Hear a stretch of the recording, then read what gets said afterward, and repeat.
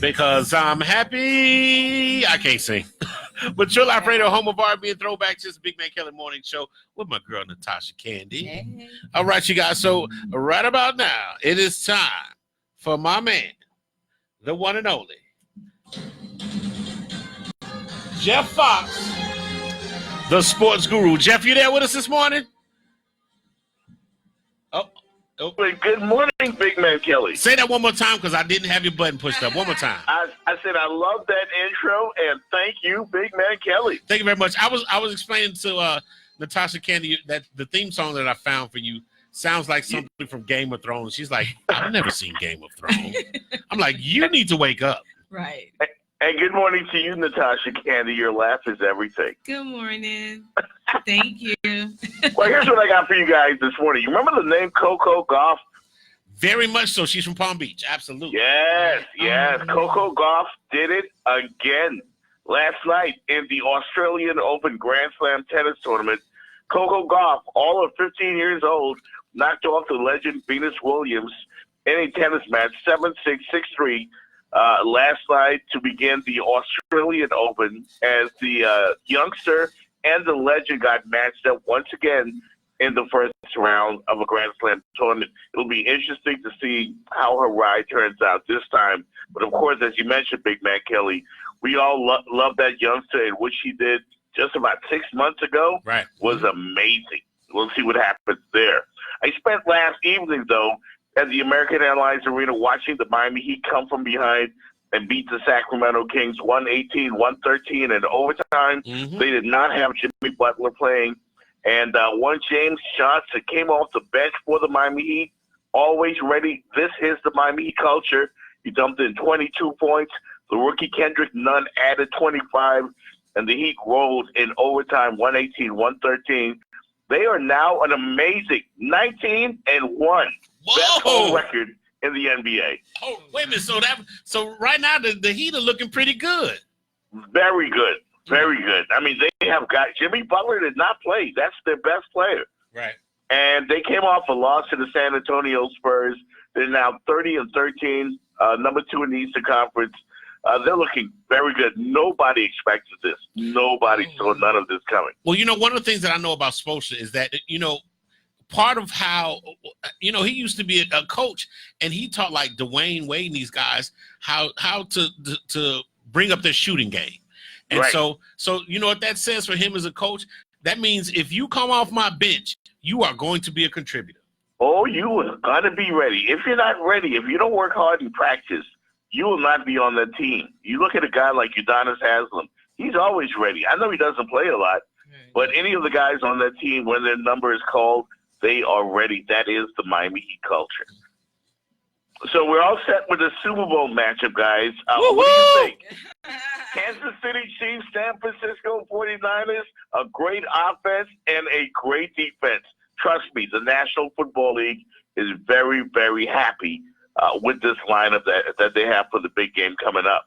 But I want to give credit this morning to the NFL for something else, Big Man Kelly. Mm-hmm. You guys remember, if you watched the game on Sunday, you might have caught a commercial that ran during the conference championship games. It's an ad which focused on the Super Bowl as the NFL is trying to amp up its social justice message in wake of the Colin Kaepernick controversy. Okay. All right? The ad is by a company called 72 and Sunny. It stars retired player Anquan Bolden, who's from Florida. I know, South Florida. But it really shares the story of his cousin, Corey Jones, who in 2015 was shot and killed by Florida police officers dressed in plain clothes. Yep, I'm very close with that story. Absolutely. Yes, sir. The officer, of course, Norman Rogers, claims that he acted in self-defense, but he was found guilty of manslaughter and attempted murder after a recording surface of Jones' call for a tow truck captured the encounter. So clearly he was lying. And the NFL focused on that commercial right there. What they did, they reenacted the shooting. This is a powerful commercial. It marks the most hard-hitting message put out by the NFL since they began pouring more energy into social justice efforts about a year ago. Mm-hmm. Okay? The program is called Inspired Change. It rolled out in January of 2019.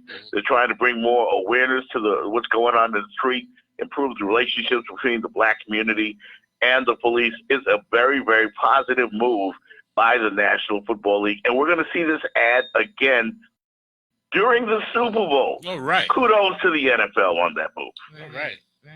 You know, there are a lot of people, guys, that are, saying that the NFL, of course, who lined up with Jay-Z to inspire change. They've yet to give Colin Kaepernick a job, but they are making an effort to improve the relations between the players.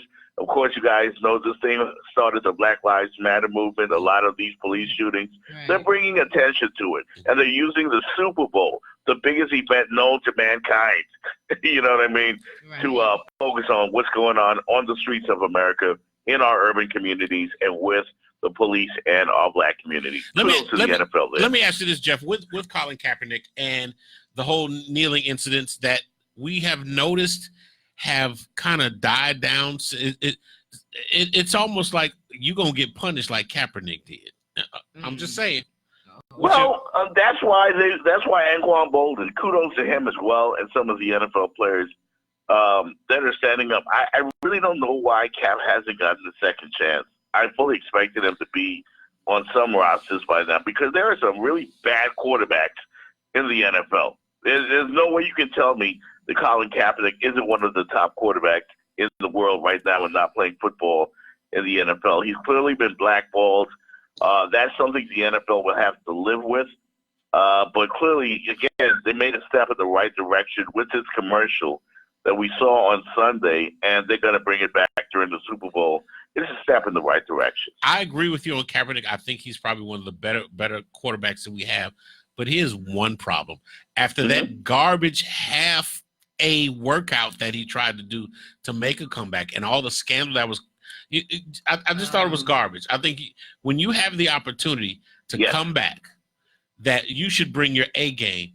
And from what I understand, when they scheduled this this workout with him, it was like a combine for himself, basically. But then the location changed, and then I heard the workout that he did was just garbage. Right, he changed. I thought it was a botched effort by Kaepernick and his advisors. I thought they missed an opportunity there to probably resolve the situation, and they made it. They kind of changed the focus. What they really went out there to do. A lot of people though thought that the NFL did that whole workout thing just as a PR stunt. So it depends on what side of the fence you stand on.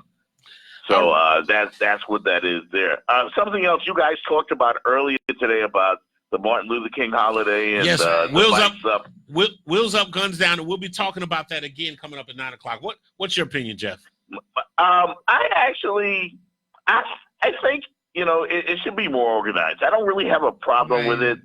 It should be more organized in a positive way. Only that it's become a hazard to regular drivers out there, and it creates chaos. If they would do it a little more differently or organize and work with the authorities, I think that might be okay. But even worse than that are some of these ads. If you look on Facebook for these nightclub owners and promoters using the images of Martin Luther King on some of these club promotion flyers, with scantily clad women and all kinds of other stuff. That is flat out disrespectful. You mean like the one I showed freedom, stuff like that? Like the one I showed, freedom to twerk. Come on, dude. Yes, freedom to twerk. I saw that. That is disgusting, and it basically craps on the legacy of the great Dr. King, and he deserves better. Right. 100%. All right, you guys. That's what I got this morning, guys. Love y'all. Love See you later. All right, once again, the Sports Corner with my man, Jeff Fox, right here on Mature Life Radio. All right, you guys, coming up at 9:00, we're going to be revisiting the story that we talked about earlier. Once again, Wheels Up, Guns Down. Right. Did that really commemorate Martin Luther King's birthday? That's what we're going to be talking about right here on Mature Life Radio, coming up at 9 a.m. But right about now, speaking of the NFL, how about some Jay-Z? A little H to the Izzo. Okay. Mature Life Radio, Big Man Kelly Morning Show.